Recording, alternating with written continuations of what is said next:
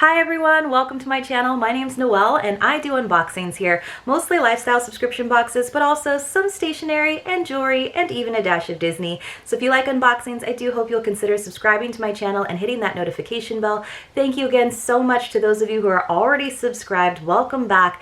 You helped me to meet my 2020 goal so far of getting to 250 subscribers by Valentine's Day. We actually hit that goal a little bit early, which means onwards and upwards to the next one, which is to get to 500 subscribers by May 1st. So that sounds a little daunting and a little soon when I say it out loud, but I believe that we can get there. And when we do get to 500 subscribers, I will be doing a giveaway and I will tell you a little bit more about that as we get a little bit closer.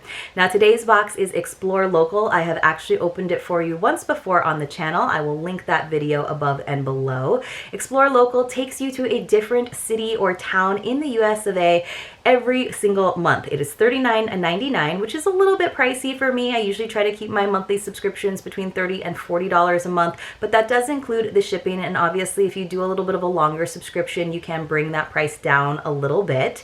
So I really enjoy this for a couple of reasons. First, I definitely have a spirit of wanderlust in my soul, but it is good for me to remember that I don't have to travel to far off and exotic lands to sort of satiate that desire to explore. There's so much amazingness right here in our own backyards in terms of natural wonders, amazing people, amazing artisans, and I love that they support local and small businesses. Now I'm not going to show you the box because it's got my address right on the top, but I will open it up and show you right what's inside. So inside it's just a nice simple brown paper box that you can definitely recycle. They always have this little postcard, and on the back it's going to tell us where we're going, which is to Portland, Oregon, which is kind of awesome. I actually am able to visit Portland at least once a year because all three of my sisters-in-law live there. My dad's actually also from the Pacific Northwest. It is a fantastic town, fantastic city. I love playing tourist there. In fact, the last time that we were there visiting my little nieces, we went on a donut tour because among the craft breweries that Portland is known for, they're also known for their indie donut scene, which, hey, that's a great way to explore any city, is through the food. That's what I think. Let's just see what it says. It just says, Portland, Oregon is one of the greenest, most eco-conscious, laid-back, and friendly cities in the country. I absolutely agree with that. Set in the beautiful Pacific Northwest, Portland is surrounded by mountain ranges, forests, and sweeping natural scenery. The last time that we were out there, we actually took a little day trip out to Cannon Beach, which is amazing. If you follow my regular personal Instagram account, which is Noelle N, you can probably scroll back and see a couple pictures from that little trip that we took out there to the coast. And by the way, I also have an Instagram account that is just dedicated to this channel, which is Maui_Noelle. So I will hope that you will follow me there as well, just to kind of get some up close shots of some of the products that we feature in these boxes.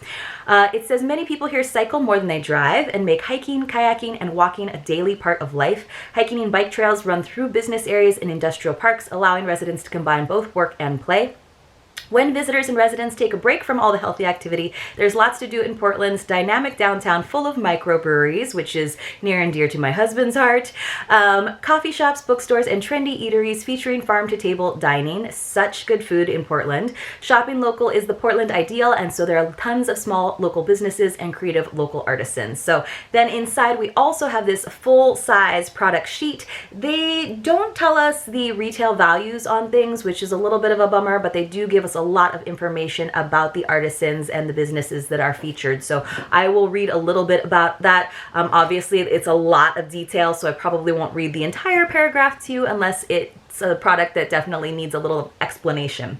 So the first thing I am seeing, the first thing that my eye is drawn to is chocolate caramels. So let me see if I can find this for you. These delicious silky caramels are made by One Fork Farm, a young husband and wife team, Dave and Jess Herzog, who strive to show their love of Oregon by using only local ingredients, honey, cream, and butter from the Willamette Valley, and sea salt from the Oregon coast. The couple moved back home to Oregon in 2013 and set up a small farm, wanting to do something that would support local agriculture, especially when the farming was slow in the winter months. They applied their love of cooking and discovered a raw honey-based caramel that is out of this world. I am super excited to try it.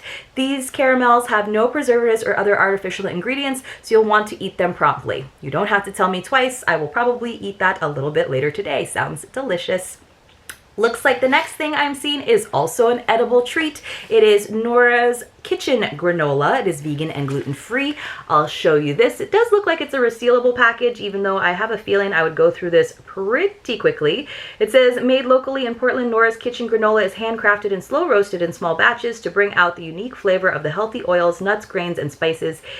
Eat it from the package or tear open the packet, pour in milk, and you have quick cereal on the go. So that's definitely fun. You could actually use it. I'm guessing it's probably waxed inside for a little quick treat. I like to put granola on top of yogurt, so that's probably how that's gonna go down in this house. So that's fun. 2 edible treats already. They do seem like they're pretty heavy on the edible treats in this box, and I'm not sure how I feel about that. Sometimes I like to have some products that I can like use continually instead of just consuming and then not having them. The next thing I am seeing kind of looks like a napkin, but it is a really pretty rich blue color. Let me show it to you. It's got this kind of like brown edging, but it's like kind of folded. So let me see what this is. I'm not entirely sure. So it's kind of like got this shape, but it is stitched in this shape. You can see it kind of opens up like this, or maybe it goes upside down. Let me see if I can figure out what this is. Fair and Simple's founder, Molly Accord, was inspired by the fair trade movement and companies who are using business to help others. The heart and soul of Fair and Simple's is targeted job creation for people in marginalized areas of need, and not just any job, but good jobs with fair living wages and safe work environments which respect and dignify the producer or artisan. This handmade pouch, so it's a pouch, is made in Portland at a women-owned factory. And then this is kind of like written personally from the subscription box owner. I use them to store lots of things like socks when I travel. So you could definitely use that like kind of as a packing cube. It's just perfect for hostess gifts too. My mom makes these great muffins she takes everywhere. She bakes them fresh, pops them warm into a pouch, and people love them. My sister even gift wraps gifts. So you can kind of put stuff in the pouch, and then I'm guessing you can probably just like tie the top. And so this makes me think of like, you know, like she said, with muffins, or like even in a bread basket, it would look cute. So it's just kind of like a more structured, nice cloth napkin. And I'll show you the picture that they have down here where they've like put the bread into the pouch and tied everything up. So that's kind of cute. I'm not going to want to give it to anybody though. I'm going to want to like keep it at home. So that's kind of fun, and I do really love the color. I think that's really pretty, and this like texture is like a really soft, almost linen.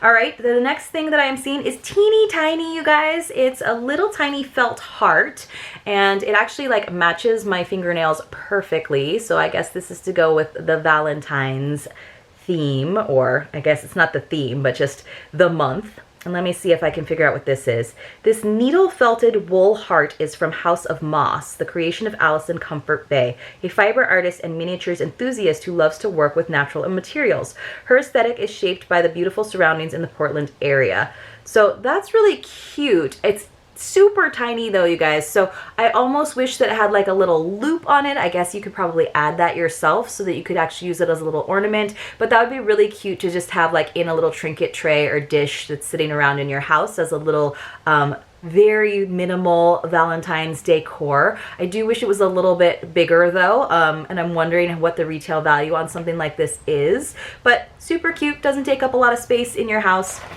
Next thing I am seeing is another edible treat. It is a Live bar in the flavor of blueberry vanilla kale. So let's read a little bit about this. Where is it? It says, have you been to the grocery energy bar aisle lately? There are so many choices, and many of the bars which claim to be energy bars are filled with unhealthy sugar. Live bars, by contrast, are great tasting, organic, balanced, real food bars free from top allergens. Even their wrappers are 100% compostable. Live bars was created 10 years ago when nutrition educator Jan Johansson was getting ready for an open house for her company, Live Wellness. Just prior to the event, she realized she didn't have any snacks prepared, so Jan ran into the kitchen and from years of making wholesome organic food had an extensive litany of ingredients to choose from: sesame seeds, quinoa, fruit, coconut, real foods, to create what would become a prototype of the first Live bar. So that's fun, very exciting. I definitely have a use for this. I don't necessarily buy energy bars because I don't like to rely on them, and because so many of them do have like not the greatest ingredients, and also they're just kind of expensive. So it's kind of fun to have one given to you to use. So far, again, like I said, a lot of edibles. And then it looks like the last thing that I am seeing is some tea, and it is in some really pretty colors. So here's all the pretty colors. It looks like we've got an herbal infusion in meadow. And then we've got jasmine silver tip, which is a green tea.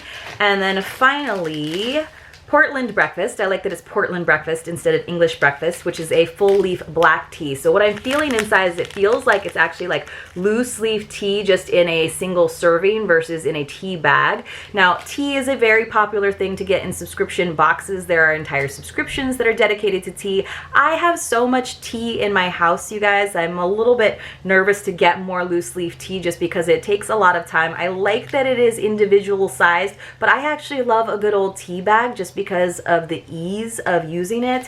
And I wish that some of these companies would give you nice single serving tea infusers and things to use, because I don't usually like make a whole pot of tea. Let's read a little bit about this though. This delicious tea is crafted in small batches at Smith Tea Maker. Each tea is created from carefully chosen ingredients picked at their peak and combined with imagination. You can even learn exactly when and where each ingredient in each of these teas was harvested, blended, and packed, along with Smith's personal thoughts on its character at the company's website, which that kind of reminds me of that episode of Portlandia, if you've ever seen it, where the like couple goes to the restaurant and it's like a farm to table restaurant. They want to know everything about the chicken, so they actually go and visit the farm. It's very Portland to me in the phrasing of knowing all about the personal thoughts about the character of each tea. But pretty packaging.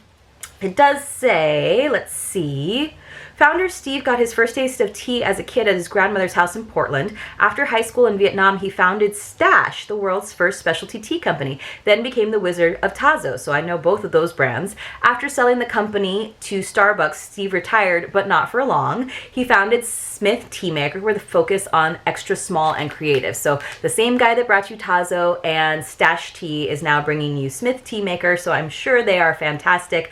Like I said though, I just don't need that much more tea.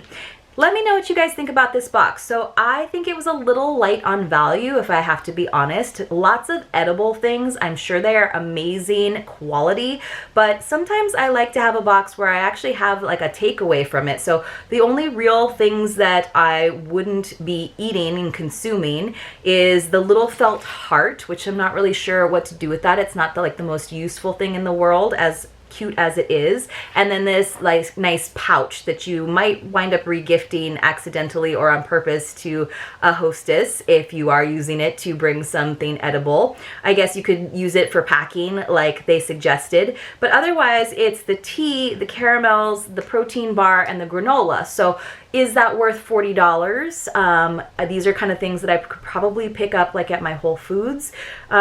Is it really indicative of Portland? It kind of is in my mind. But let me know what you guys think, what you would be looking for in a travel subscription box if you've had the opportunity to visit Portland. If so, what's some of your favorite things to do there? And if you like this video, please like it. I always forget to remind you guys to do that. And other than that, hopefully I'll see you very, very soon in my next unboxing.